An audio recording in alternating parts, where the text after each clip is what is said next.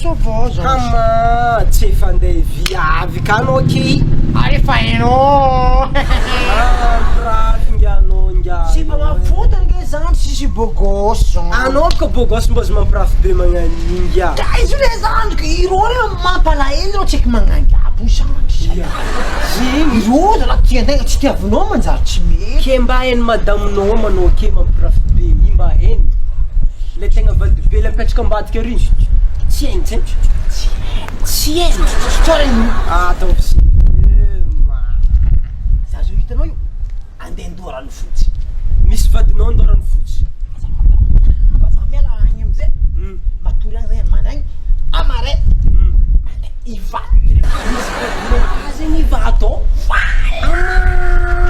Sisany madamonao zegny raha jiaby zegny raha Hitanao elle est comme statue sa io statue za tsy mety statue zegny izy a. Tsisy raha eo.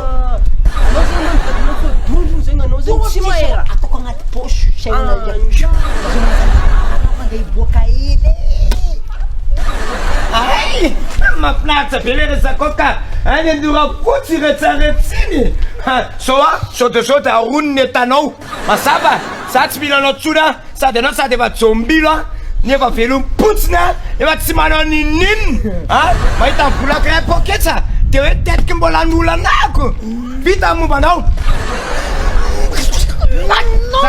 miala miala